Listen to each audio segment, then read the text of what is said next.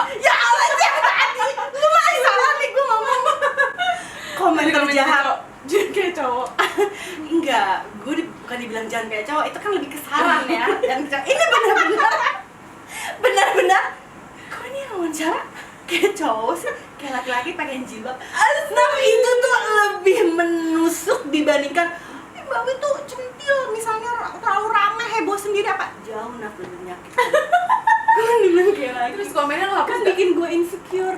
Enggak, bukan di gue, di IG PBS. Silakan dicari aja, scroll tuh satu-satu. Itu tuh ada yang ngasih tau gue siapa gitu. Apa pas gue lagi scroll ini kan, soalnya kan IGTV yang ngobrol bareng atlet itu loh, ya kan, program kecintaan kita bersama gitu. Itu apa sih dalam otak kita ini tujuan hidupnya ya? Itu dia loh masih yang mengidekan program ngobrol bareng atlet. Iya, itu tuh ya Allah, tujuan pressure. mulia kan awalnya, karena gue Pandemi. merasa pandemi dan kita nggak ada apa-apa, kita nggak bisa liputan, Dan kita pengen mendekatkan atlet jadi dengan kepada fans kepada fansnya. Tujuannya sih Tapi sebenarnya ternyata tapi ternyata apa mbak? Ternyata apa dari live itu? Ternyata kendalanya tuh nauzubillahi min dzalik. Kan itu kenapa mbak? Lu apa sih yang lo rasain pas live itu? Seharusnya ini pertanyaan lebih tepat untuk lo. Nanti gua kasih input dari gua juga. Apa tekanannya begitu besar Anda rasakan? Oke, gue merasa soalnya gini. Awalnya itu gue nggak tahu ekspektasi orang tuh akan segitunya sama program ini, ya kan? Exactly. Gue melihat program-program live lain, kayaknya sangat kondusif, oke gitu kan. Ditambah lagi wawancara atlet kan udah sering, ya kan? Gue merasanya kayak gitu. Ternyata ya Allah, berhadapan dengan bintang-bintang di bidang ini, di bidang bulu tangkis, dengan fans-fans yang sangat fanatik gitu kan, gak gampang gitu. Jadi kayak belum lagi kendala teknis, yang utamanya teknis sih. Mungkin kalau orangnya sebelah gue mungkin masih bisa inilah ya, ada lebih enak lah ngobrolnya. Tapi kalau tekniknya lebih dapet, kalau misalnya jauh gitu kan, ya Allah, belum delay, belum apa, benar. panik. Nah kalau udah panik masalah teknis, misalnya sinyal atau enggak suaranya nggak kedengeran, suaranya mendem, udah buyar langsung pertanyaan-pertanyaannya. Walaupun ya ada cue card juga kan, kita ada contekan. Terus belum lagi, aduh, netizen yang terhormat, kok begini sih, kok nanyanya gini, kok ngomongnya lo gue sih, sampai hal-hal kayak gitu dipermasalahin gitu. Cuma kan again ya kita nggak bisa menyenangkan semua orang karena yang penting kita lihat aja mayoritas. Betul, padahal dalam hati betul ya nggak mau lagi. Jadi apa namanya, yang penting lebih banyak respon positif lah daripada negatif. Ya negatif pasti ada, ibarat kata gila maha bintang aja pasti ada kan. Betul. Yang nggak suka gitu. Nah apalagi kita butiran debu gitu. Tapi di antara 100 komen ada 2 komen negatif. Kalau gue tipe yang perhatiin 2 komen negatif loh. Ya wajar sih Naf, karena kan kita bukan public figure ya. bukan public figure, dan kita nggak segitunya terekspos kan hidup kita kayak orang-orang bintang-bintang itu kan. Apakah lo merasa ini sebuah keputusan yang salah kita dulu ngusulin lah? Gue mungkin enggak, tapi lo mungkin ya. Enggak pelajaran. Lesson learn. Gue merasa lesson learn. Lebih mempertimbangkan ya segala macam usulan. Gue pas usulan gitu ke bos kita, terus Pak ini kayaknya bagus loh. Terus akhirnya bos kita kan ngomong, oh ini bagus nih buat exposure. Emang bagus sebenarnya. Bagus sebenarnya. Sampai kita dapat sponsor. Oh iya benar, sampai ada sponsor kan. Terus itu juga menjadi tekanan. Yang sponsor kasih ke gue semua.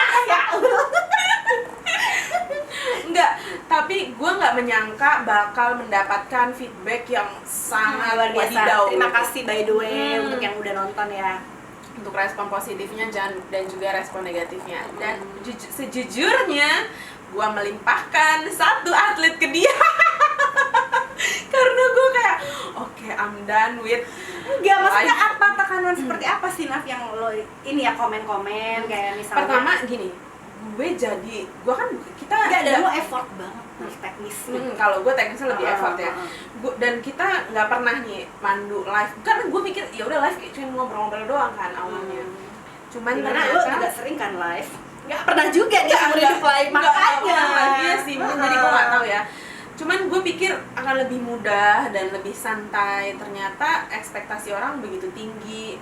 Terus belum lagi kayak misalnya iya teknis, gue effort banget karena handphone gue kan nggak begitu bagus ya. Maksudnya gue pernah live pakai handphone gue, soalnya entah kenapa gue jadi robot. Jadi gue kalau setiap live tuh harus ke rumah nyokap, gue pinjam handphone adik gue naik ke kamar atas, gue amankan, dan itu tiap minggu. Jadi kan kayak effortnya tuh sebenarnya cukup gede karena kita harus mastiin sinyalnya stabil, apa segala macem.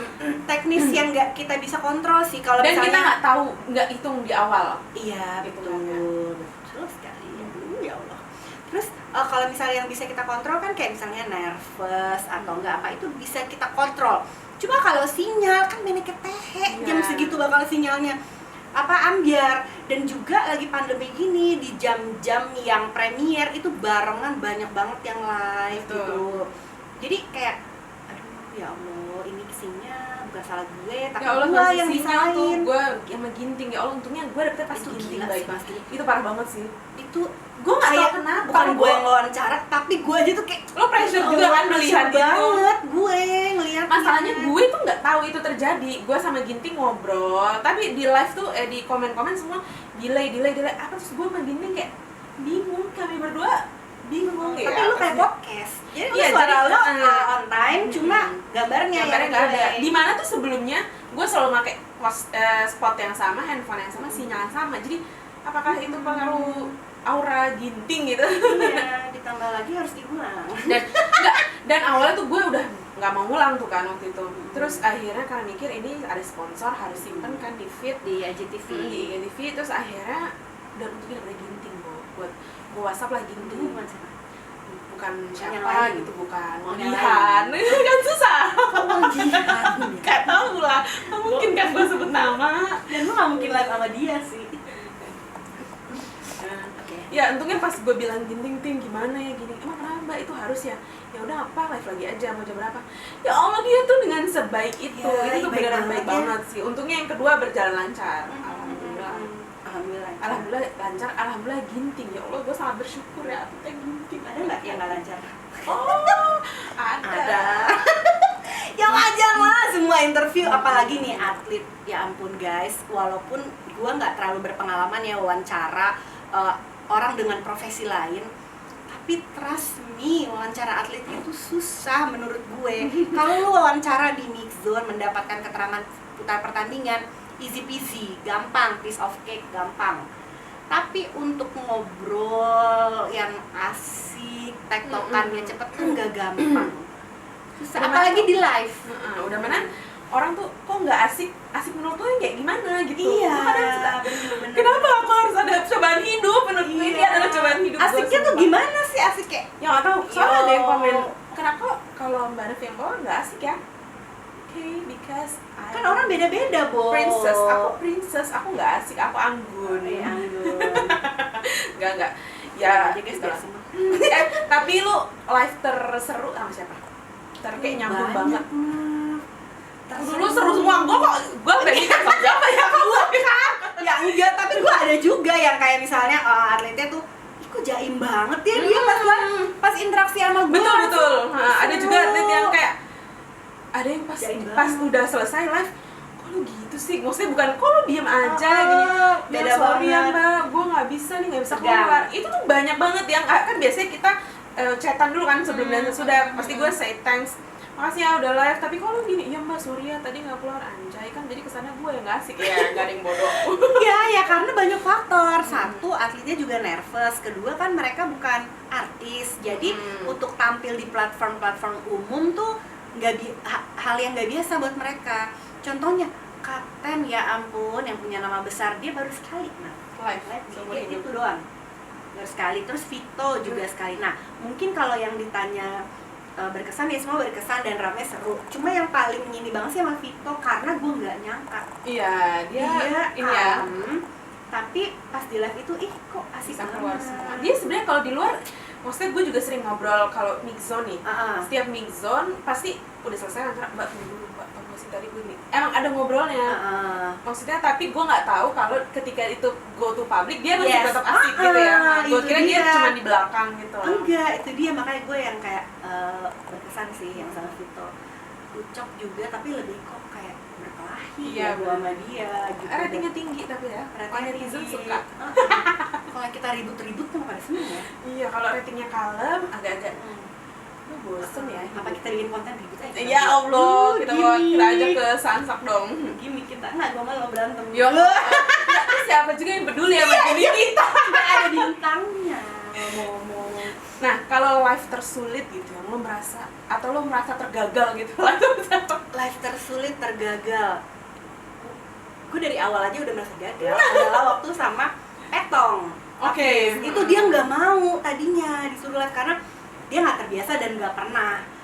Ya gini deh, secara dia kalau itu memang sesuai sama kepribadian dia di dunia maya, di dunia nyata gitu kan. Kalau misalnya yang lain-lain kan di dunia nyata asik banget begitu dibawa ke sosmed kaku gitu. Nah kalau dia Petong tuh dari luar juga kaku gitu, nggak deket gitu kita. kan orangnya kan, walaupun baik dia orangnya, cuma maksudnya dia tuh jarang berinteraksi lah gitu.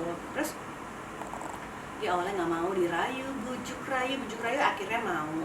Walaupun sebenarnya nggak jelek-jelek amat interaksi kita waktu live gitu, tapi gue yang kayak di awal tuh merasa, aduh anjir gue gagal lo meyakinkan dia. Nggak apa-apa, ayo lo ngomong di depan publik. Dimana kan kita ibu-ibu banget ya, ibu-ibu gemas. Maksudnya kita tuh walaupun kita sebel sama atlet kadang-kadang misalnya nolak konser, tapi kita kayak tetap encourage mereka, ayo belajar jawab wawancara, belajar ngomong di kamera, depan kamera gitu-gitu. Kita tetap kayak ngeyakinin mereka. Nah pas dia mau tuh, aye, sampai gue samperin ke gym. Iya. Menurut El, akhirnya dia mau. Nah itu. Gue juga sih, kalau gue live yang berhasil menurut gue adalah Ginting, karena gue berhasil mengulang itu tuh menurut gue, walaupun mungkin di obrolan itu ada yang nggak jelas atau aneh, tapi gue merasa gue berhasil karena setelah keterpurukan gue berhasil bangkit dan akhirnya live. Lo tuh hampir mentok 1 jam Iya yang sih, sampai Ginting itu. Jadi kasih kalau 2 jam. Ya Allah, iya 2 jam. 2 kali. Iya. Tapi itu menjadi pengalaman ya, tidak gue sesali sih, tapi gue kayak Lesson learned lah. benar-benar. Dan kesempatan jarang juga lah ya kita live ngobrol bareng mereka, terus iya one on one kan. walaupun ada orang yang merasa gue tidak pas gitu ngobrol sama dia, Kan kita bukan presenter coy. Kita ini fotografer dan penulis di belakang kamera.